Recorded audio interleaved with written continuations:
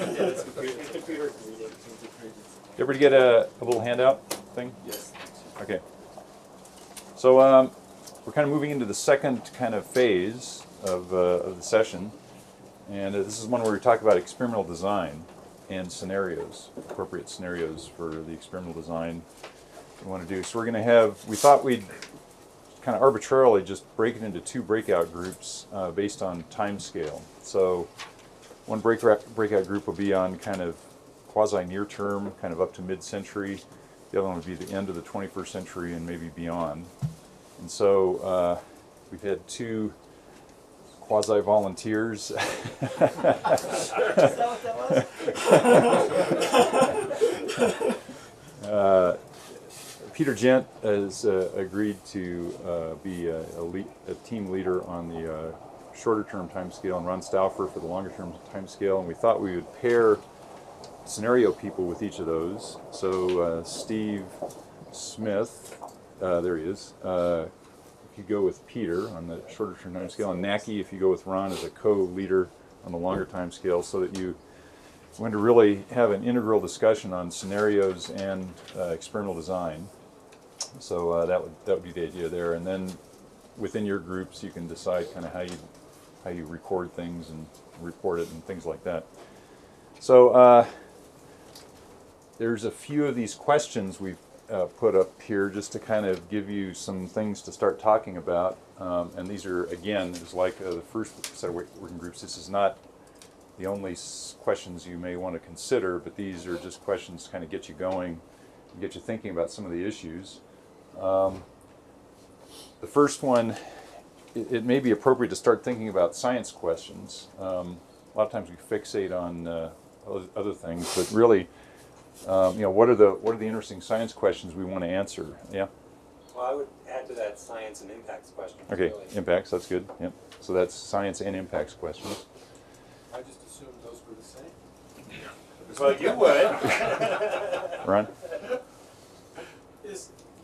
Are these questions in this discussion mainly focused on what is the what we were calling yesterday the core or the common experiments to be run, not the research? Right. Yeah. Questions. So that's another important distinction, is that these are the types of experiments that could be proposed for coordinated experiments to be run across the community, and these considerations may be somewhat different than kind of cutting-edge individual experiments that groups would want to do. So these are kind of coordinated experiments that would be using some type of scenarios and some type of experimental design.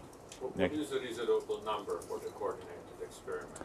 What time frame are you talking about? That's up to you to decide. The time frame for your group would be end of 21st century and beyond. That, but I mean time frame for the experiments to be done. This would be 2010. Well, I'll probably start running them in 2009. Right. Okay. Yeah. They're done in 2010. And done in 2010. Okay, science questions then. What models are most appropriate to use? So, in the mix we have the so-called conventional AOGCMs, atmosphere, land, ocean, and sea ice. These are the models we've been running so far for climate change projections. Now we're talking about Earth system type models with different things added into them. EMIX, we haven't talked at all about EMIX here, Earth system models of intermediate complexity. EMIX could be used to leverage aspects of more scenarios or more experiments that you could maybe run a smaller number with an Earth system type model and fill in other scenarios with EMIX. EMIX typically have some kind of a simple atmosphere, simple ocean, can look at very rudimentary processes that involve ocean heat uptake in a more realistic way than like a simple magic type model. So I think EMIX and the AR4 are being used a lot more than they were before, and will probably be used more in the future. EMIX, of course, there's all kinds of different EMIX, and we could have had somebody here just giving a talk on different types of EMIX. So they range from really pretty simple to fairly complicated, but this type of model could be, you may imagine that could be used to kind of fill in gaps. So that's another option that we haven't really talked about much, but that's something you may want to consider. And then of course, what are the emission scenarios? You know, we heard Naki talk about mitigation scenarios, mitigation adaptation scenarios. I guess the perception from Working Group 1 now is that these are kind of the scenarios that are probably going to be used more frequently for the AR5 possibly. But would these types of scenarios be the ones that would be used for these types of experiments, or would there be other types of scenarios? So that's kind of the scenario question and how that enters into the experimental design. And then, you know, what would be an appropriate experimental design? What kinds of experiments? How many would you run? With what types of scenarios and what types of models? And so that kind of brings all these other questions together. Then there's the issue of ensembles. And we've started talking about this, at least in the CCSM context. But this is part of the experimental design question is, would you want to run maybe a single scenario with a lot of ensembles, or would you want to run more scenarios with fewer ensembles? You know, what do you think about that? What's most appropriate for ensembles that you want to run? And then here's one that isn't on your sheet that came up in talking to some people last night and yesterday a little bit. Do you want to, is your starting point going to be at the end of a 20th century run where your initial state's pre-industrial, and this is kind of how we've done the AR5 experiments, where we have some kind of spun up initial state for mid-19th century conditions, and then you run a force with observed forcings up to the end of the 20th century, and that's your starting point for your projections? Or do you use some kind of initialized current state of the climate system? And this really hasn't been done much, but people are talking more and more about doing this, and there are efforts underway at various modeling centers to actually do this, where you actually do some kind of assimilation of observations. You have an initialized state representative of present-day climate in some way in the ocean atmosphere system, and then you use that as a starting point and run forward from there. So that's an extra little question that came up that's not on your list. You may want to make a note of that. And again, these are not all the questions. So in your groups, you may want to think of other ones you can address, but I think at least these are enough to get started on. John? Just wanted to mention we have a guest. Oh, yeah. Hugh. Yes, Pitcher. Hugh Pitcher's here. Yes. Hugh, do you want to just say a little bit about what you do? Well, one of the things I do is work on emission scenarios, which is probably the reason why I came today. Yeah. And I also work in the TGICA, which is this group that sits in between people who do climate models and socioeconomic scenarios and impacts. And I think we've got some, there's some issues like just how do you guys store your data so that somebody who is not a real pro can in fact access it. And the Max Planck Institute has done some good stuff in terms of assimilating, if you will, the data into a format that is accessible. Because of course, when you're doing impact, what you want is time series on a spot, and that's not necessarily the way that it's easy to store output from a model. Anyway, there's a series of things. I'll probably do more listening than talking today. Okay, yeah. Well, I think these are all relevant questions, so especially for the scenario aspect of this. And one other question: have you talked about where the IPCC is coming down on this issue of? There was Naki was talking a bit about that in his presentation, and there's, I guess, Richard was saying that there's something that may be getting organized. Did you want to say a little bit about that, Richard? Well, we talked about it on, what was it, Monday or Tuesday, about the decision of Mauritius and the idea of two-track process and all of that. But in theory, there's going to be an expert meeting sometime in the next 12 to 15 months, which is going to focus on bringing together users of scenarios and those who produce them, and that will include both the emission scenarios and the climate scenarios. And the idea will be to try to set some sort of a direction that involves a lot less IPCC direction or instruction to people how to work. IPCC, remember we talked about this word catalyze. They're trying to get people to talk about what are the key issues, to have independent research teams develop, have them do the work, perhaps in a coordinated way to facilitate intercomparison, and then to have IPCC do what it does best, which is assessment. IPCC actually trying to make a lot of design questions for research teams. Yeah. And of course, in the working group 1 area, because of the relationship with WGCM, that happens pretty easily. You know, and all it takes is a letter from Susan and her co-chair to try to, you know, really influence the direction. But it's worked out very carefully in interaction with everything else.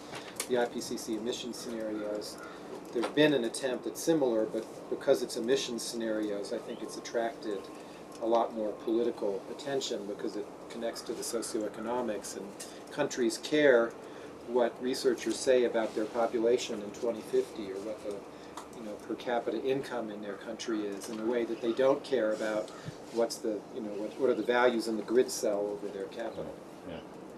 So I think that in theory what we produce would have input to that group as well, because Absolutely. like we were discussing earlier in the week, the idea here is to come up with kind of a strategy for a set of coordinated experiments and associated scenarios that make sense from what we can do with the models that we're going to be using.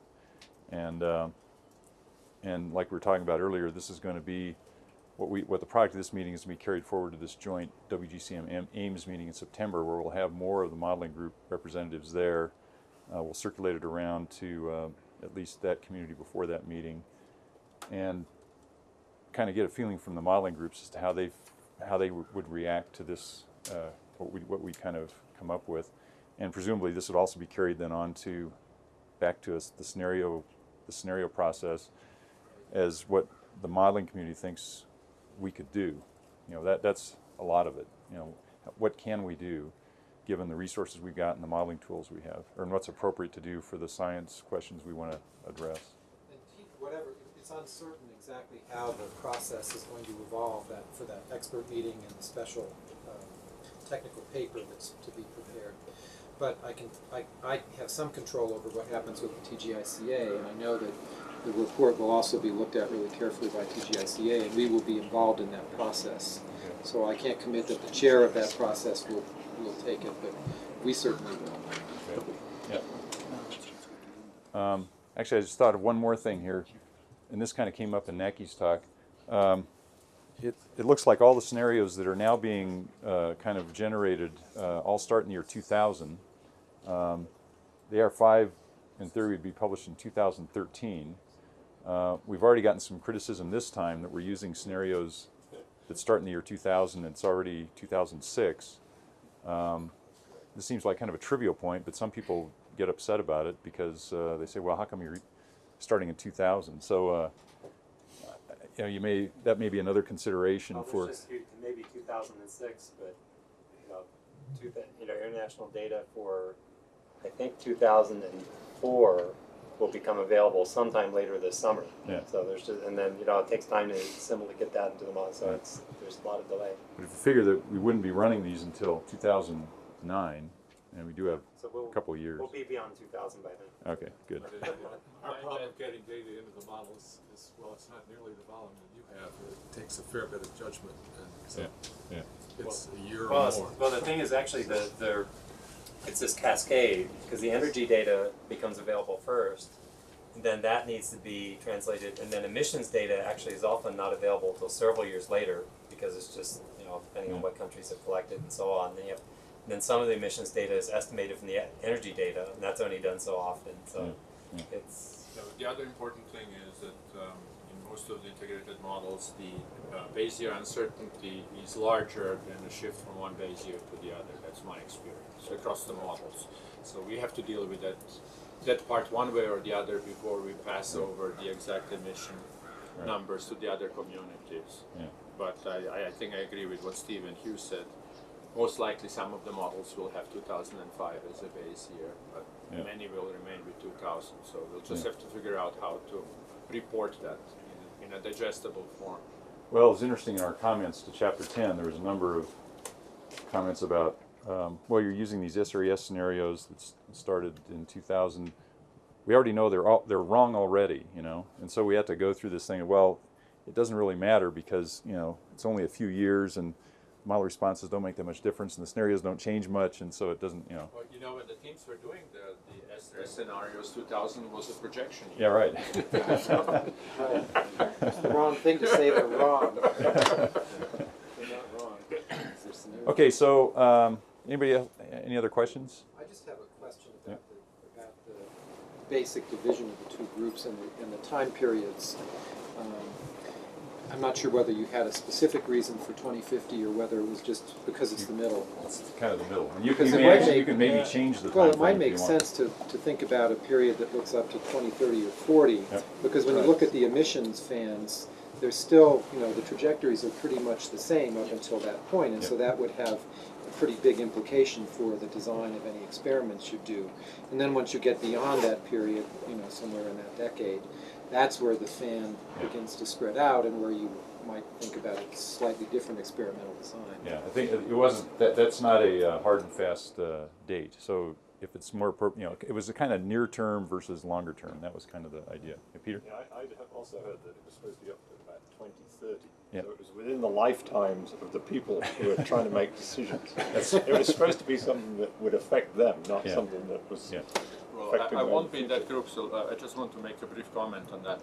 Most of the groups that do policy-oriented scenarios go to 2030, like the International Energy Agency in Paris, and those are rather influential scenarios, and they usually have only one trajectory, but they have been, because of what Richard just said, is the difference would be is small between alternative trajectories by that time frame. But they're now under huge political pressure from their constituency to go to 2050, and they're doing exploratory work to 2050. That's probably going to be multiple trajectory Yeah.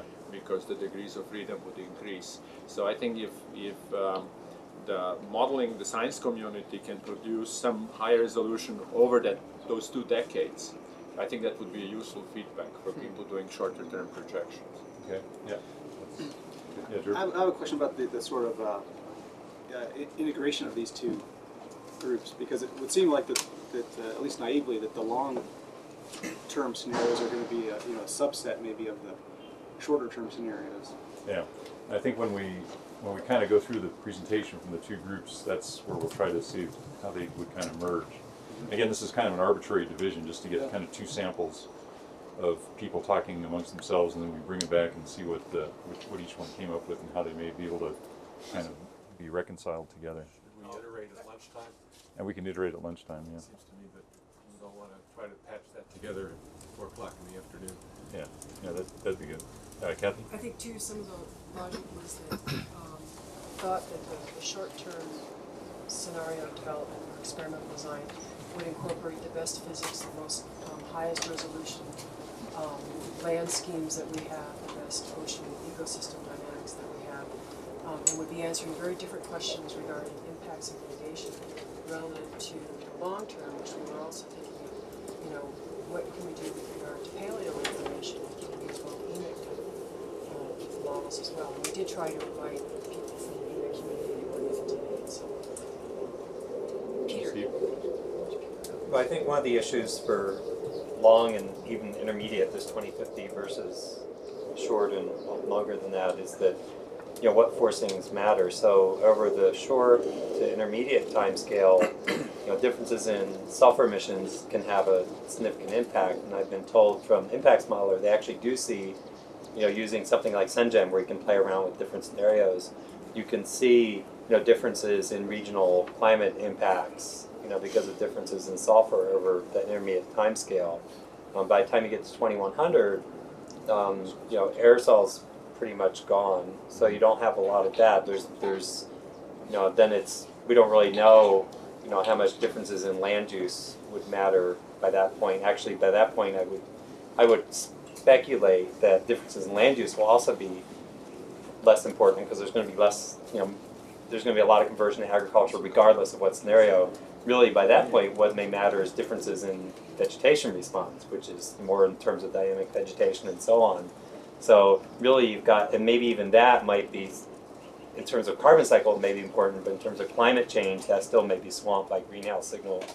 I don't know, but that's sort of the sort of timescales of what things matter as you go across. Yeah, I guess my point was really that it seems like the long-term scenarios sort of have to be consistent with the shorter-term scenarios because you wouldn't want a completely different set that, that had and different levels of complexity, so it wasn't even consistent with the medium-term No, scenarios. I agree. And then the other issue is that in this issue of ensembles or more scenarios, there's another option there too.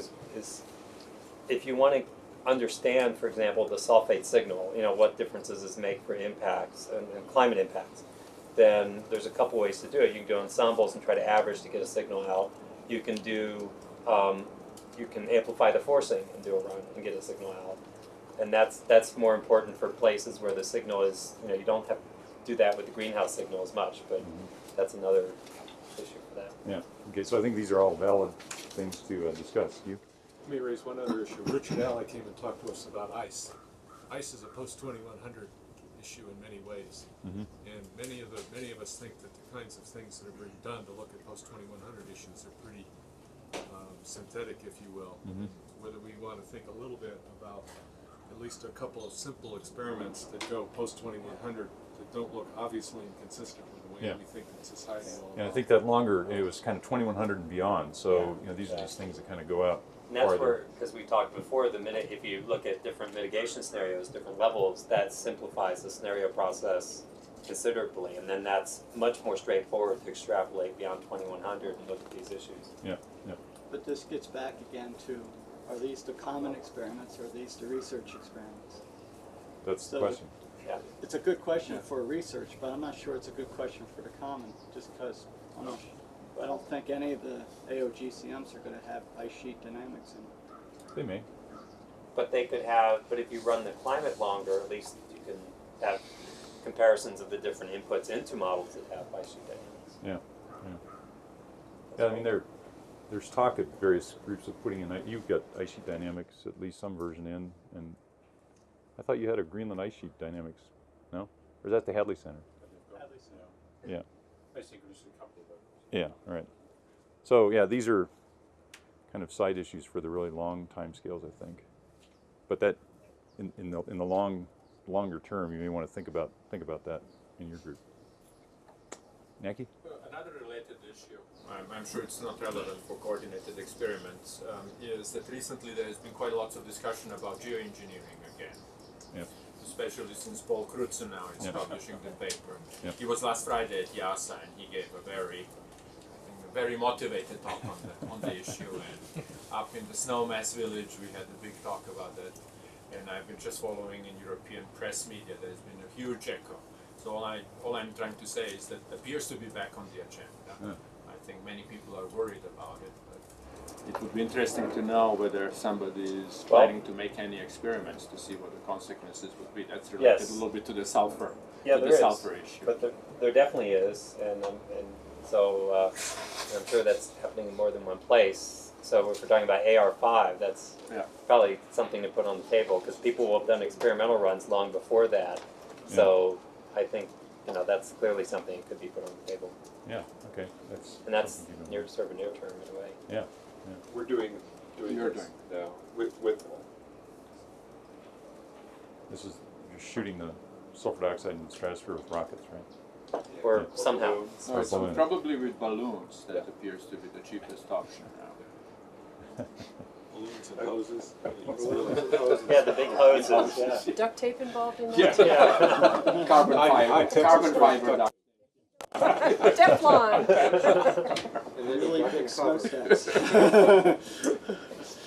Okay, so I guess if there's no other questions, the longer term group with Ron and Naki will stay here, and the shorter term group with Peter and Steve would go down to that table there.